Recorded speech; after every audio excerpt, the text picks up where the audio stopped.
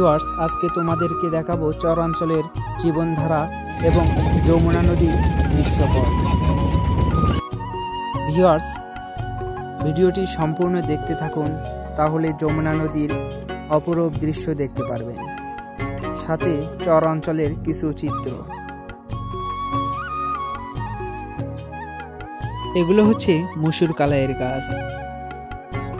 চরাঞ্চলে প্রচুর এগুলো চাষ করা হয়, বিঘার প্রতি বিঘা। গাছের পাতাগুলো শাক হিসাবেও খাওয়া হয়।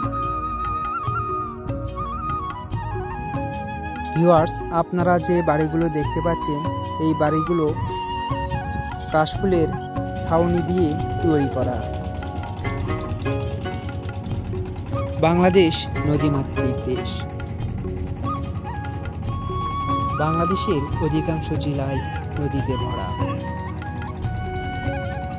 নদীর অপরূপ সৌন্দর্য মানুষের মনকে সত্যিই আনন্দে ভরিয়ে তোলে।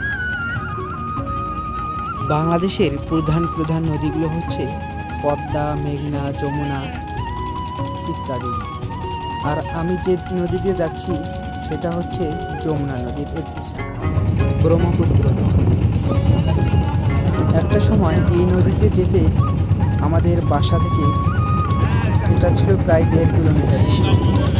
এখন নদীর ভাঙ্গনের ফলে আস্তে আস্তে নদীটি আমাদের বাসার পাশেই এসেছে।